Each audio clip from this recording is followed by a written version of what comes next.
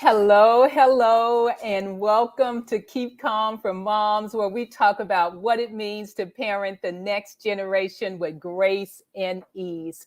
I am Dr. Pamela Ellis, the education doctor and founder of Compass Education Strategies, where we offer family solutions and financial wellness programs for employers. I am just really excited to talk with you today. And if you are listening in, I want you to type a yes in the chat because this is going to be a time for you to engage, to get your questions answered, and really to dig into what our topic is about today. And today we're going to talk about girls, athletics, and stress. And oh my goodness, let me tell you, I work with teens day in and day out, and I see a lot of heightened stress and anxiety. And I don't know, all that it's about. But my guest who's joining me today can give us a little bit more insight into it. And so, again, if you're watching the replay, even, I want you to type replay in the chat so that I know that you are here. And, in our work that we do, with teens day in and day out, we hear a lot. We hear a lot. And as we are, sharing today, I really do want you to, let us know, what you're seeing and let us know if there are points of agreement around what you're seeing. And so please just type in the chat because we want to hear from you. So let me just jump right in also with letting you know that you can, at any point, you can sign up for our free college prep strategy session. All you have to do is go to readyforcalm.com and you'll be able to talk more in detail around what's going on with your teen, especially as you're starting to think about the whole college admissions process. So without much further ado, I am going to jump in and bring on my guest today, who is amazing and also part of our team at Compass, and that is Symone Speech. And Symone, if you haven't met her before, is also a volleyball coach as well as a former pro volleyball player. And I know you're chuckling because you're retired from volleyball. And it seems like, how can you be retired at this age?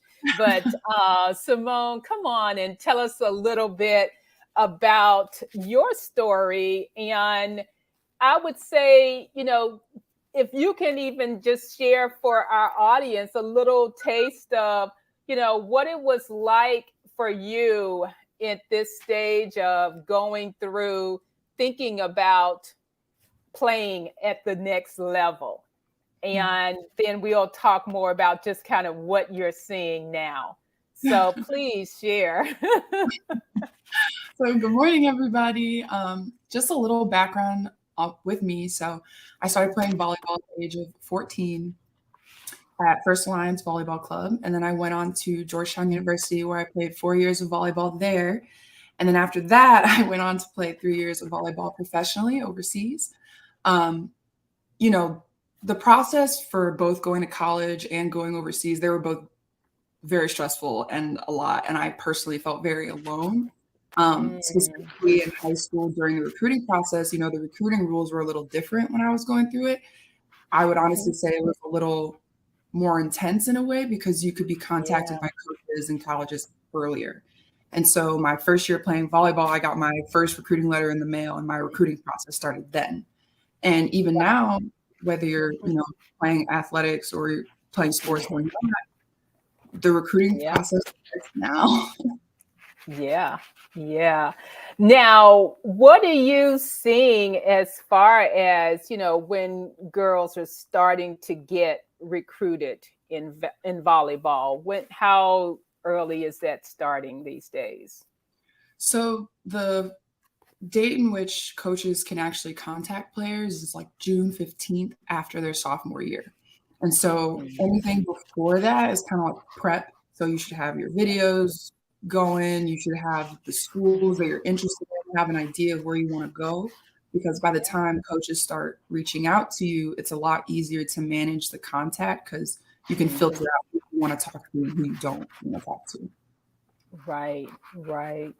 Mhm. Now, you know, the other thing in terms of, kind of what's happening with this whole recruiting process is just the fact that even before girls get to that stage, they're already experiencing a great deal of stress beyond just the recruiting piece. And I'd love, just kind of to hear a little bit more about what you're seeing, because I'm seeing it whether they're athletes or not. But I know that, sometimes for our athletes, it's a little bit more intensified. So tell us a little bit about, what you're seeing. I think, especially now, Hmm. a lot of kids are kind of like piling the load on. So, like, I have players who are doing volleyball and basketball, volleyball and track, and all these things to have the advantage. But I think now, especially, no one's really telling them to just like slow down, like, Yeah. like sit down, take a breath, like talk about what you want to do, like be yourself, like who is taking the time to ask Hmm. them who they are, who they want to be, how they Right. identify, how they feel when Hmm. they're doing Yeah. X, Y, Z. And I feel like they're all of them are just like go, go, go, go, go all the time. Yeah, yeah, absolutely, absolutely. Now, one of the things that you recently launched as a response to all of this go, go, go stress is our program, One Alliance. So tell us a little bit about what the inspiration was for One Alliance. Actually, the inspiration came from my own experience as a professional athlete. And, Mhm. during my time playing overseas, I struggled with, my identity. I tell people I had a quarter life crisis, but really it was just kind of a buildup of me not taking the time to really think through my decisions um, Mm, as I made the big transition to go live overseas by myself. And so when I did make the decision to retire, which was like a huge identity shift, there were just a lot of questions that I really struggled to find the answers to yeah. because I feel like there was no one speaking directly to me and how I was feeling. Um, Mm, and I really, it wasn't the first time I felt like that. And I think I just was mhm. old enough. I had the resources to figure it out on my own. But I went through the Yeah. same thing in school. I had to make these big decisions around, you know, whether or not it was worth it. My parents were spending that money for me to play. And if I did get the scholarship, was I making the right decision for myself? And, having the Mm, tools to make these life-changing decisions and yeah. supported among that and feeling like I'm not Mhm. disappointing anybody. Um, Right. so yeah, Right. that was the inspiration behind it. Hmm. And tell us a little bit about what's in the program itself, because I know all that you went through in terms of, the research and everything else you did to come up with, what the program would entail. So tell us a little bit about what that looks like.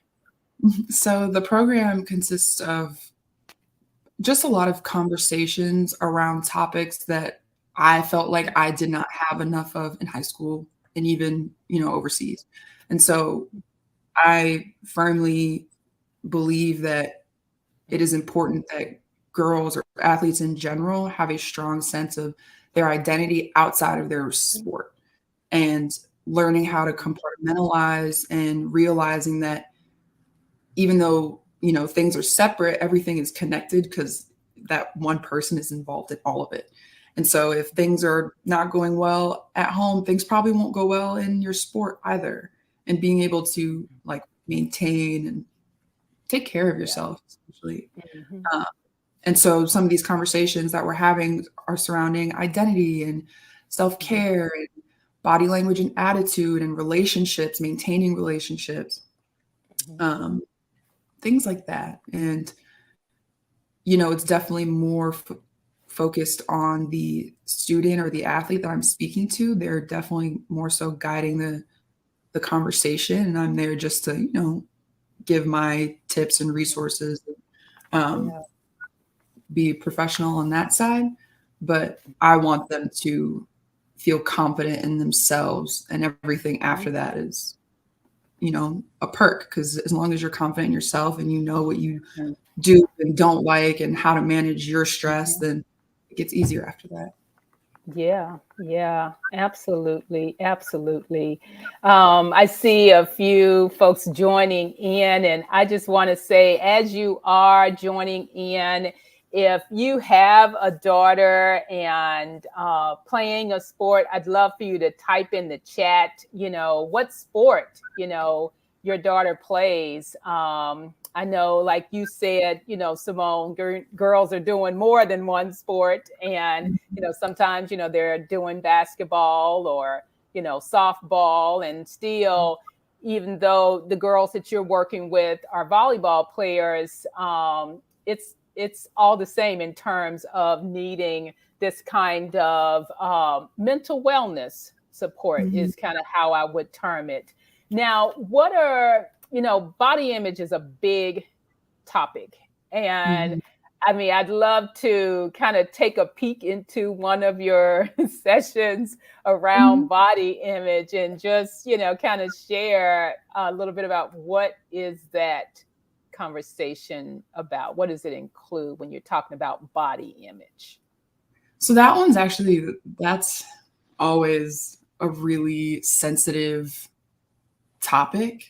And I think Mhm. now, you know, I talk about, you know, big T's and little T's. So big traumas and little traumas. And little traumas are more so surrounded by social media, for example, and like what Mhm. we see, what we're consuming, the people Yeah. we're interacting with, and how they're making us feel. Um, Mhm. you know, fortunately now there's definitely more Mhm. inclusivity around body image Yeah. and, you know, just positivity around it in general. But Mhm. definitely the conversation surrounding body image in Mhm. particular is just very specific to that kid. And, you Yeah. know, having, you know, these body goals that we see on Instagram and TikTok and all these things is different now. It's different for everybody. Mhm. And Yeah. finding a way to be happy with who you are and how you look in a healthy way. Yeah, yeah, absolutely. Absolutely. And you mentioned earlier about how things are compartmentalized yet connected. Mhm. And I see that even, in these topics, because one of, the other topics that you cover in these sessions is self-care. Mhm. And I see that, self-care in many ways is connected with Mhm. body image. And so, what do you see in terms of what girls can do around, as far as self-care to help with having a more positive body image and being confident? So self-care honestly is probably my favorite one to talk about, because I think when people Mhm. hear self-care, they're always thinking like, let me go get a manicure and you know, get my hair done, which are definitely all forms of self-care. But I think Uh-huh. with my girls, just reminding them there are so many different outlets to making you Yeah. feel good.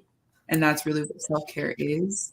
Um, and so if you're thinking specifically about body image, um, I would definitely say like eating, right? Mhm. So eating is also another sensitive topic, but you know, if Mhm. you're working on, you know, getting stronger or losing weight or whatever your body goal is, Yeah. finding a way to achieve that Mhm. through food that makes you feel good. And so, finding substitutes for foods that, might not necessarily be the best or anything like that, Yeah. but making sure you are intentional about that routine specifically. Yeah, yeah, absolutely, absolutely. I don't know if you recall this at all, because you probably would have been in Europe during this time anyway. But a couple of years ago, I did this whole thing around 28 days of self care for Black moms. I did it in the Mhm. month of February, as we are in now. And, it was all these different things that can be done for self-care that are small things that we may even forget about. Like one of the things for me around environmental self-care is good lighting. And I Yeah. know that sounds crazy, but it's something about having good lighting that just gives me energy. And you mentioned about the eating. I don't know if really we talked about that in the way of good nutrition, Mhm. and eating healthy foods, and that's a form of self-care.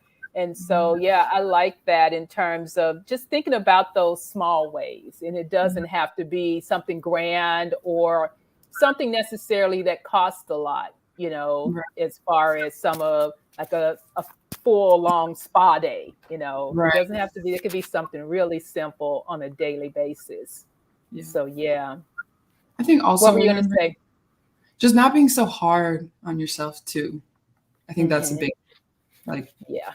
not being too hard on yourself and remembering that and having people help you to remind you not to be hard on yourself.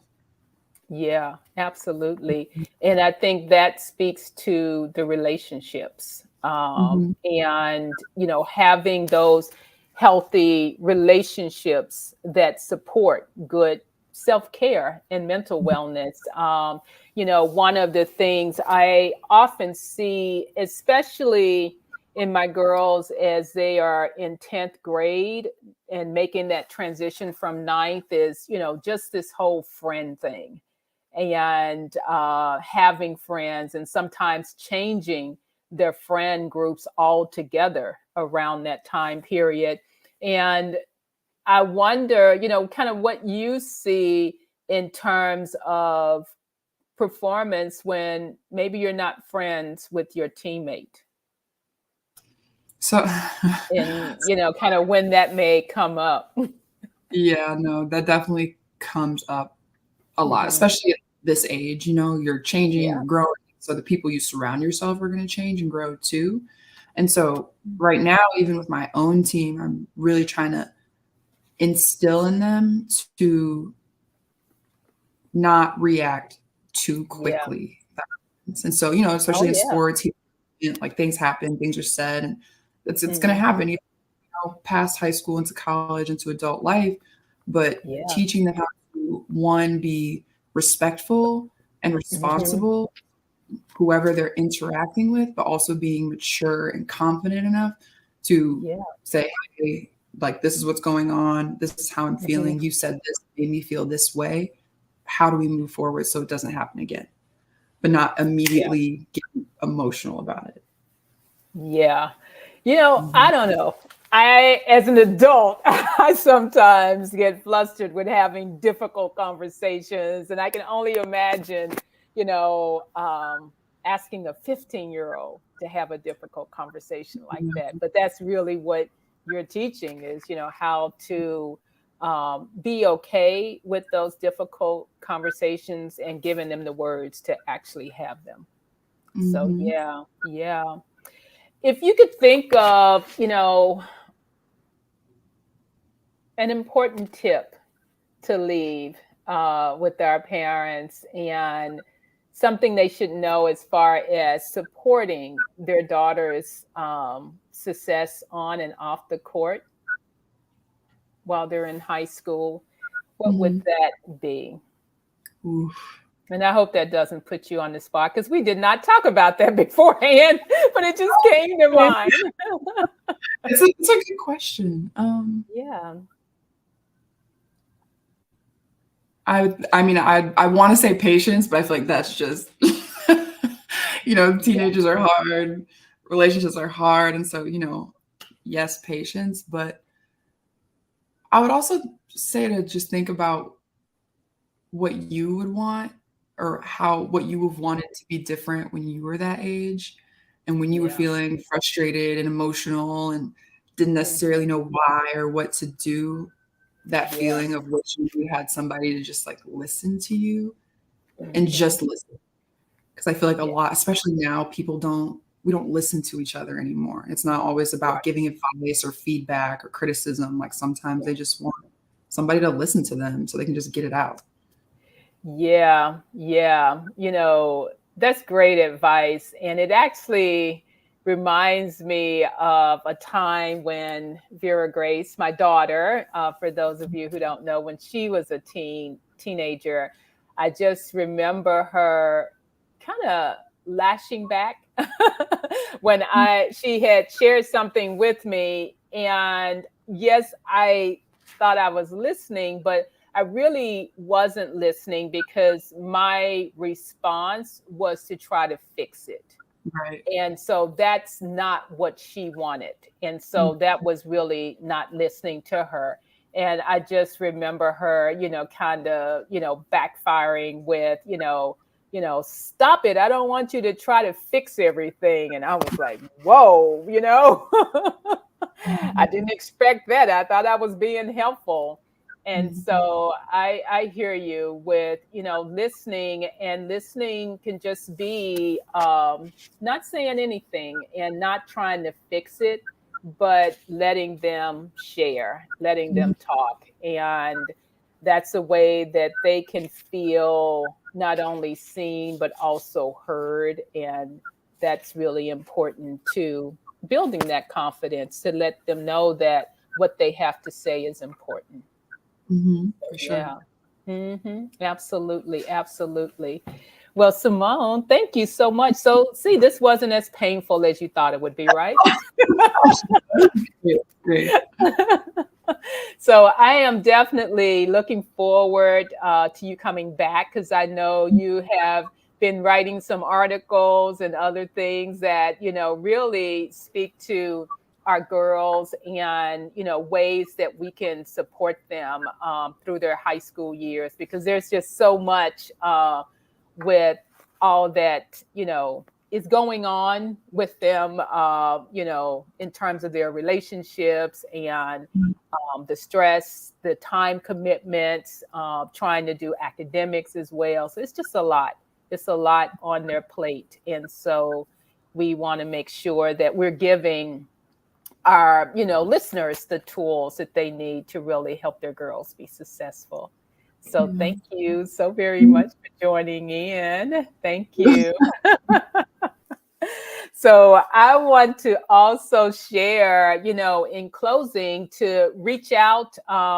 Definitely, if you have any questions that came up for you and just want to check in around your daughter and looking at the next steps for her beyond high school, please go to readyforcalm.com and sign up for a quick 20-minute session to get your questions answered. So thank you so much and look forward to seeing you next time.